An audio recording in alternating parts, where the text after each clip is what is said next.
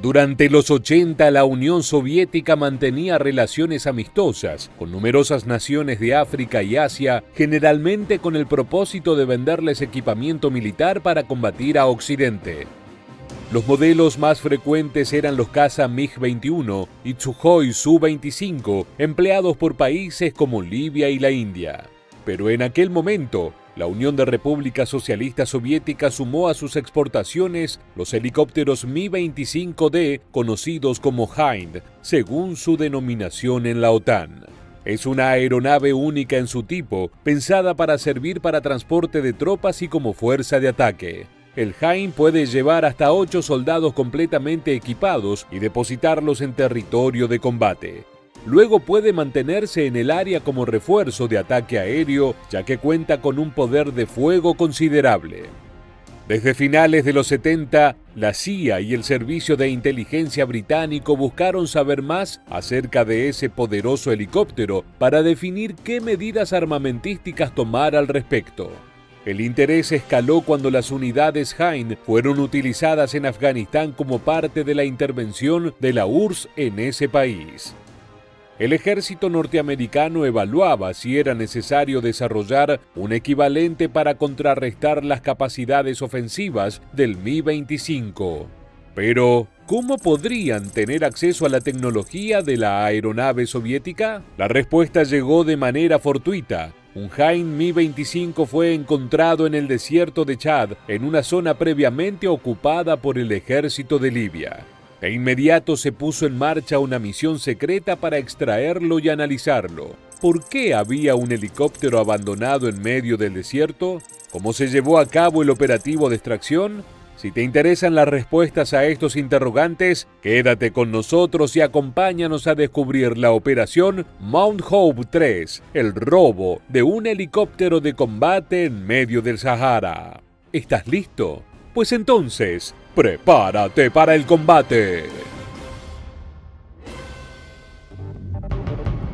Chad y Libia están históricamente enfrentados. Constantes atentados e invasiones territoriales son el combustible de las tensiones entre ambas naciones. En 1986 se desató la Guerra de Toyota, el último capítulo de un enfrentamiento que duró casi 2 décadas de forma intermitente. Finalmente, en marzo de 1987, las fuerzas de Chad atacaron la base aérea de Wadi Dum y expulsaron a las tropas libias de su territorio. En el fervor de la retirada, el ejército de Libia dejó tras de sí numerosos equipos militares. Entre los ítems abandonados había una gema, un Hind Mi-25, una versión para exportación del helicóptero soviético Mi-24 que tanto preocupaba a los gobiernos occidentales. Cuando la CIA supo sobre la unidad abandonada, se puso en marcha un plan para extraerla antes que las fuerzas libias se percataran del helicóptero faltante y la importancia que tenía a nivel tecnológico en el marco de la carrera armamentística entre la Unión Soviética y Estados Unidos. El gobierno de Chad les permitió operar sobre su territorio, pero también aclaró que no brindaría ningún tipo de asistencia ni tendría participación alguna en la extracción. Aún así, a modo de retribución, el país de África Central recibió $2 millones y un lote de misiles Stinger proporcionados por la CIA. Si bien la mayor parte de las tropas libias habían sido expulsadas, aún había numerosas células rebeldes activas en la zona. La más mínima sospecha de acción militar estadounidense hubiese desatado un escándalo internacional, incluso tratándose de una extracción sobre suelo chadiano. La operación debía ser discreta, efectiva e inmediata para evitar cualquier conflicto colateral tanto con Libia como con la Unión Soviética. A la misión se le dio el nombre de Operation Mount Hope 3, y su primer paso fue encontrar el cuerpo de pilotos adecuado para un plan tan particular y peligroso. Los elegidos fueron los Night Stalkers, los legendarios pilotos del Regimiento de Aviación de Operaciones Especiales, una unidad de élite con años de experiencia en situaciones similares. La extracción del Hind requería de una precisión extrema, por lo cual fue necesario llevar a cabo una serie de prácticas que fueron tituladas Operation Mount 2. se realizaron en abril de 1987 en el desierto de Nuevo México, el cual presentaba condiciones ambientales similares a las que tendrían que afrontarse en Chad. Para la extracción, se eligieron a 2 helicópteros de transporte CH-47 Chinook que fueron modificados para poder soportar el peso del objetivo, el cual se estimó en unos 8.000 kilos. Los Chinook ya están listos para transportar diferentes tipos de equipamiento militar, incluyendo camionetas y carros blindados pequeños. Pero no hay comparación entre un vehículo mediano de 4 ruedas y un Mi-25 de combate. Los ganchos de transporte fueron reforzados, se actualizaron los motores y la transición, y se determinó una posición específica para que el Hind no dañase a los CH-47 cuando se encontrasen en el aire. Las prácticas se realizaron a oscuras, ya que se barajó la posibilidad de extraer el helicóptero por la noche. Para la primera prueba se emplazaron una serie de tanques de agua cargados para emular el peso del Mi-25D. Fue totalmente exitosa, así que para el segundo ensayo se movilizó un helicóptero de tamaño similar al soviético. Los Night Stalkers probaron su capacidad completando la práctica en el primer intento. Estaban listos para partir hacia África. El 21 de mayo se hizo efectiva la orden y los Night Stalkers volaron primero hacia Alemania y luego hacia Chad. Durante 2 semanas se montó vigilancia para corroborar que no hubiese fuerzas libias operando en las zonas linderas al objetivo. Finalmente, el 10 de junio, un equipo de 75 Night Stalkers llegó al aeropuerto de Yamena a bordo de 2 gigantescos aviones de transporte Galaxy.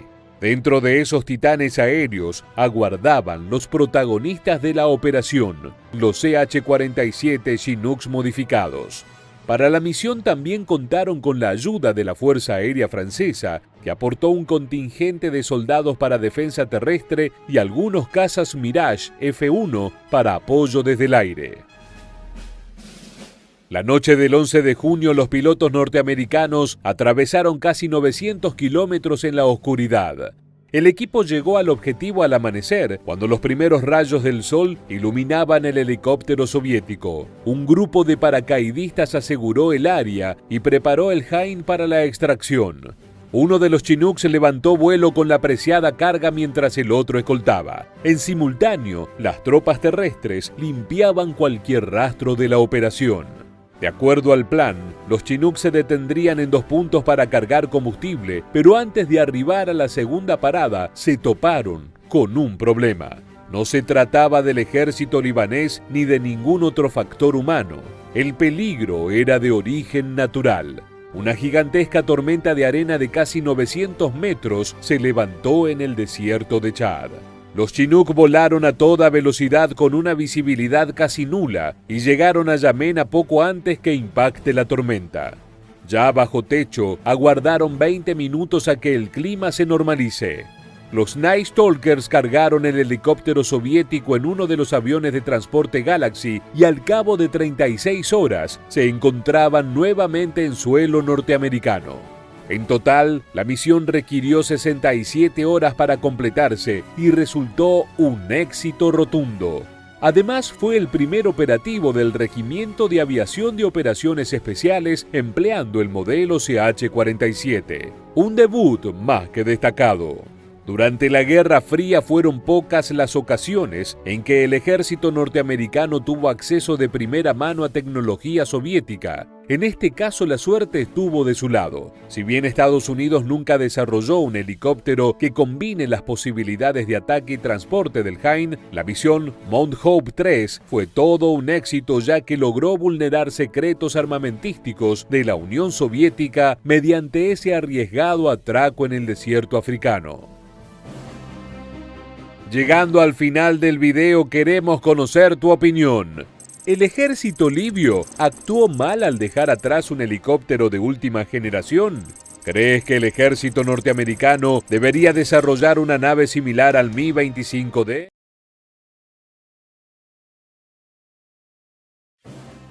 ...6 de septiembre de 1976...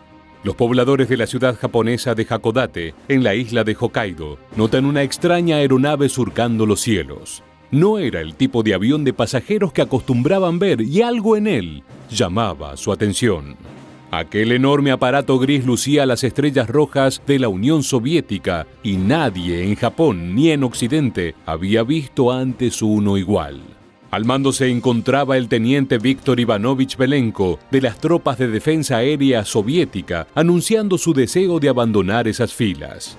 Pero no fue una deserción normal, porque el piloto no se había acercado a una embajada ni había abandonado un barco en un puerto extranjero. Se encontraba en posesión de un Mikoyan Gurevich MiG-25, el avión más secreto jamás construido por la Unión Soviética. En este nuevo video de Militarmente, repasaremos aquella llamativa historia en la que Belenko logró escapar con la aeronave más poderosa del Ejército Rojo y permitió que Estados Unidos tenga acceso a los secretos que lo desvelaban. Para comenzar, debemos conocer un poco más sobre aquella llamativa pieza de ingeniería soviética. El MiG-25 fue diseñado durante la década de los 60 con el objetivo de defender el vasto espacio aéreo de la potencia euroasiática ante los aviones de reconocimiento y los bombardeos enemigos. Tras su desarrollo y las correspondientes pruebas, entró oficialmente en servicio en 1970, introducido como un avión de reconocimiento e interceptor de alta velocidad. Entre sus principales características se encontraba equipado con un potente radar y 4 misiles listos para el combate aéreo, pero la mayoría de sus cualidades se mantenían en secreto para evitar que los rivales, como Estados Unidos, pudieran contrarrestarlas. El MiG-25 estaba construido alrededor de 2 gigantescos turborreactores Tumansky R-15B que le permitían alcanzar una velocidad máxima de 3.200 km por hora. Por su parte, las zonas críticas del fuselaje estaban reforzadas con titanio, lo que favorecía la rapidez en la fabricación. Esta característica permitía la producción en masa del modelo, lo que llevó a que su fabricación en serie fuera de casi 1.200 unidades, en el mismo tiempo que llevaba a producir 32 Lockheed SR-71 estadounidenses. La mayor parte de la aviónica estaba basada en válvulas de vacío, algo que en principio era tecnología antigua, pero que resultaba apropiada para las temperaturas extremas en las cuales debía operar la aeronave. Además, eran piezas ampliamente disponibles y fáciles de reemplazar en cualquier zona del amplio territorio soviético. Como si fuera poco, esas válvulas le daban al radar Smerch-A una potencia de alrededor de 600 kilowatts, siendo este el más poderoso jamás instalado en un caza. Con todo esto a su favor, el MiG-25 era una nave con excelentes prestaciones, cuya amenaza se acrecentaba por la falta de información con la que contaban los enemigos de la Unión Soviética. Nadie conocía con precisión las verdaderas capacidades del avión, pero veían su potencial con claridad. Por eso, del otro lado del mundo, Washington observaba con temor. El trabajo de inteligencia norteamericano había detectado desde el principio una aeronave de alas amplias que otorgaría ventaja en cuanto a maniobrabilidad y capacidad de ascenso. El más claro ejemplo de la preocupación estadounidense se terminó de visibilizar con varios intentos fallidos de recopilar información sobre el avión soviético y la posterior decisión de encarar el desarrollo de un caza bimotor propio como el F-15 Eagle. Pero finalmente los norteamericanos tendrían un golpe de suerte aquel 6 de septiembre de 1976. La nave aterrizó en la pista de asfalto y hormigón de Hakodate, pero esta se quedó corta y el avión tuvo que abrirse camino en la tierra antes de detenerse completamente en el otro extremo del aeropuerto. El piloto salió de la cabina y disparó 2 tiros de advertencia con su arma, al tiempo que los automovilistas de una carretera cercana tomaban fotos de tan extraña postal. En pocos minutos, los funcionarios del aeropuerto llegaron conduciendo a través de la terminal hasta la posición de Belenko y fue cuando escucharon al soviético expresar su deseo de desertar. A pesar de que a lo largo de la Guerra Fría hubo un gran número de deserciones, no había dudas de que en este caso se trataba de una ocasión especial. El hombre no se había acercado a una embajada ni había llegado a un puerto a bordo de alguna pequeña embarcación. Belenko pisó Japón luego de volar más de 600 kilómetros con su MiG-25 y nadie entendía qué había sucedido. De todas maneras, no era la primera vez que sucedía algo así, ya que en 1961 un piloto ruso voló su interceptor Sukhoi Su-9 y se entregó a las fuerzas norteamericanas en Irán. Otro caso fue el del teniente Yevgeny Bronsky en 1973, cuando se eyectó de su avión al sobrevolar Alemania Occidental, donde le permitieron quedarse. Pero una vez más, la diferencia estaba en que ninguno de esos desertores pilotaba una nave de última generación, que era prácticamente un misterio para el mundo occidental. Por eso es necesario saber quién era Víctor Belenko y qué lo había motivado a robar el temido MiG-25.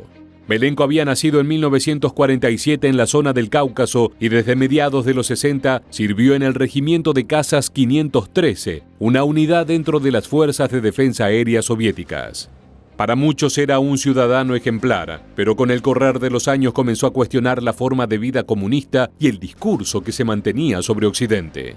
Esto lo llevó a tomar una brusca decisión en septiembre de 1976. Se encontraba apostado en la localidad de Chuguyevka, en el extremo sur de Rusia. Aprovechando la carga de combustible y la potencia de su nave, decidió escapar atravesando cientos de kilómetros hasta quedar varado en el aeropuerto japonés. De esa forma, Víctor Belenko puso a disposición del ejército de los Estados Unidos uno de los misteriosos modelos que tanto le preocupaban, y para el Pentágono fue la oportunidad de observar en detalle la avanzada aeronave de la Unión Soviética. Debido a que el gobierno de Japón solo permitió realizar pruebas en tierra, el MiG-25 fue desarmado y examinado minuciosamente sin llevar a cabo ningún tipo de vuelo en territorio asiático. Para sorpresa de Washington, los mecánicos estadounidenses se encontraron con una nave muy competente, pero que se encontraba lejos de ser la bestia invencible que imaginaban a partir de lo recopilado con los servicios de inteligencia. Hasta ese momento se creía que el fuselaje del MiG-25 estaba enteramente construido con titanio, pero en realidad ese material había sido empleado solo en secciones específicas a modo de refuerzo. El resto de la nave estaba construido a base de una aleación de acero. Con respecto a la cabina, los expertos concluyeron que la visión delantera era deficiente, además de no contar con un sistema de eyección del piloto que había sido eliminado para reducir el peso del avión.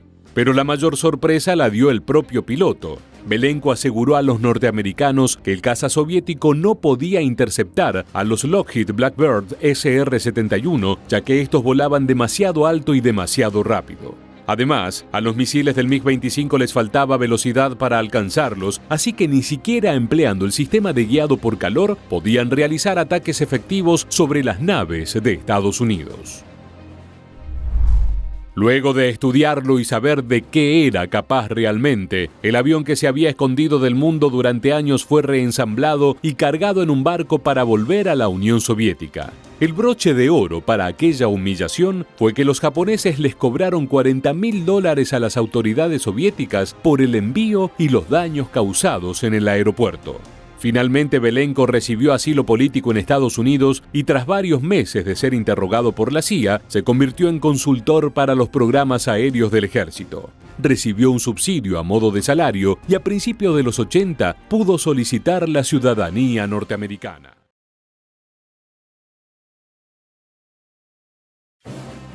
A finales de los años 50, el científico Piotr Ufimtsev estudió la posibilidad de ocultar objetos de gran tamaño de los radares aeronáuticos, pero luego de años de trabajo, su investigación fue desestimada por los altos mandos de la Unión Soviética.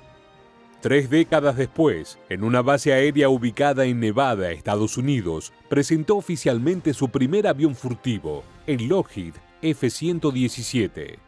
En el medio pasaron casi 30 años de diseño en secreto, que comenzaron cuando un ingeniero norteamericano encontró una publicación científica olvidada. La suerte quiso que el proyecto de Ufimtsev se materializara en una nave innovadora, pero en el bando enemigo. ¿Cómo influyó la investigación de Ufimtsev en el desarrollo del avión norteamericano? ¿Cómo fue el proceso de diseño secreto del Lockheed F-117? Si te interesan las respuestas a estas preguntas, te invitamos a que te quedes en el video y nos acompañes a desentrañar uno de los robos tecnológicos más interesantes de la Guerra Fría. ¿Estás listo? Entonces, prepárate para luchar.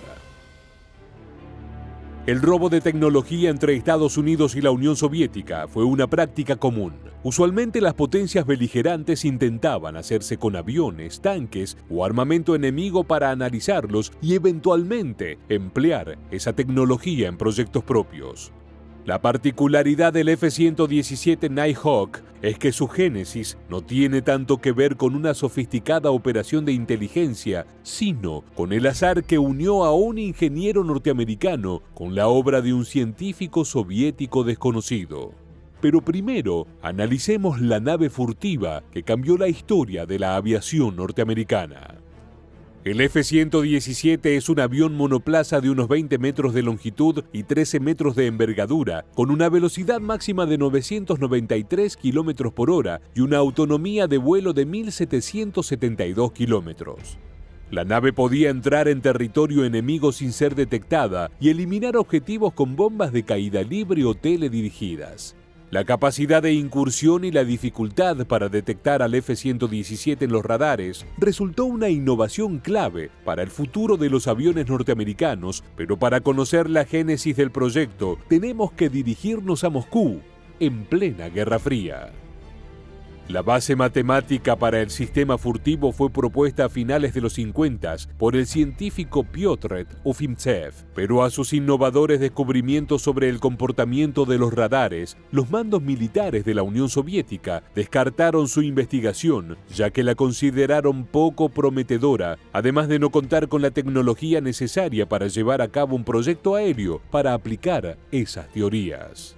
En 1962, Ufimtsev volcó sus hallazgos en una publicación titulada Método de ondas cortas en la física teórica de difracción, lanzado por la editorial científica Sovetskoye Radio.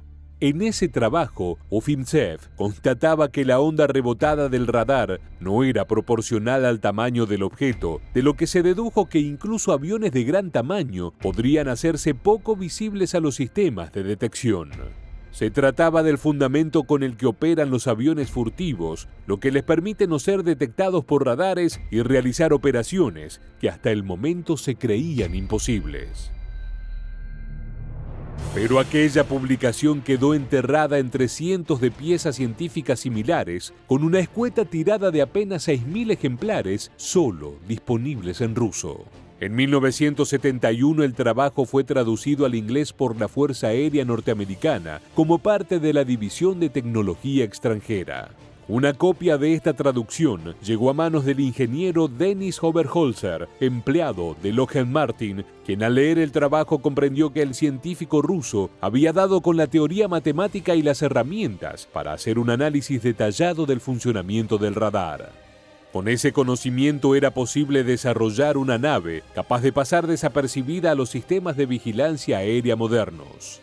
Al contrario de lo sucedido en la Unión Soviética en los 60s, el proyecto resultó de gran interés para la industria militar norteamericana. Tras la fallida experiencia en Vietnam, el Pentágono buscaba nuevos medios para enfrentarse a la defensa aérea del Pacto de Varsovia en caso de guerra en Europa, y la idea de un avión sigiloso era irresistible.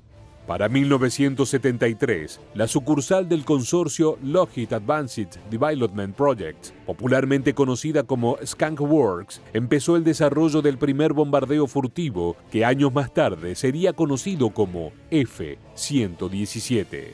Inicialmente el proyecto fue bautizado The Hopeless Diamond, o el diamante sin esperanzas, debido a su forma peculiar y a las dudas sobre su viabilidad.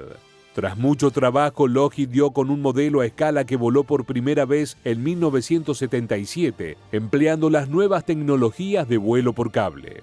Se trataba de un sistema que reemplaza los controles de vuelo manuales convencionales y los reemplaza con una interfaz electrónica. Al diseño de 1977 se le agregó un recubrimiento de material absorbente de ondas radar que captaba esa energía convirtiéndola en calor. El primer prototipo fue bautizado XST-1 y realizó 36 vuelos de prueba antes de perderse en un accidente. El segundo, HB-1002, concretó 52 pruebas hasta quedar destruido en un accidente en 1979. Pero estos eran prototipos realizados para afianzar la tecnología y perfeccionar la silueta de la nave. Una vez aprobado el concepto, el primer vuelo de un prototipo real del F-117 fue en 1982, obteniendo la certificación operacional en 1983. Todo este proceso fue llevado a cabo en el más minucioso secreto. La Fuerza Aérea negó e intentó ocultar su existencia, aunque había fuertes rumores hasta 1988, cuando se hizo pública una fotografía a blanco y negro. Hasta ese momento se había recurrido a técnicas de desinformación, como extender rumores de la existencia de un avión Lockheed llamado F-19 o un sucesor del SR-71 prácticamente invisible denominado Aurora. Todos estos modelos falsos lograron desviar la atención de la producción y desarrollo del F-117. Pese a estos esfuerzos, se estima que la Unión Soviética ya conocía la existencia del avión furtivo varios años antes de que se revelaran las fotos blanco y negro. En abril de 1990, volaron 2 aviones a la base Nellis para que el público los viera, y en simultáneo se completó la entrega de los primeros 59 aviones encargados. Si bien el primer uso registrado de los F-117 fue en la operación Causa Justa en Panamá, el primer operativo masivo fue en la Guerra del Golfo en 1990, con 44 unidades en combate. Los flamantes aviones furtivos de Estados Unidos atacaron objetivos terrestres desde el inicio de la Operación Tormenta del Desierto. Luego llegaron hasta Bagdad sin ser detectados por los radares, donde lanzaron bombas láser de gran precisión a los enemigos. Su destacado rol le valió el apodo de Bombardero Invisible de Bagdad. Pese a sus intervenciones exitosas en Medio Oriente y Europa, el F-117 estaba diseñado con tecnología antigua y tenía un costo de mantenimiento altísimo. Estas naves fueron dadas de baja entre 2005 y 2008, dejando un gran vacío que Estados Unidos ha logrado solucionar con modelos como el F-22 Raptor y el F-35. Hoy en día las unidades restantes del F-117 son utilizadas para entrenamientos. El destino de Piotr Ufimtsev también aguardaba sorpresas. En 1990 fue invitado a trabajar en la Facultad de Ingeniería Eléctrica de la Universidad de California. Una vez allí, el científico soviético colaboró con el gigante del sector militar, Northrop Grumman, y participó en el desarrollo del bombardero estratégico B-2. Luego de varias décadas, Piotr fue finalmente reconocido como uno de los científicos instrumentales en el desarrollo de la tecnología stealth.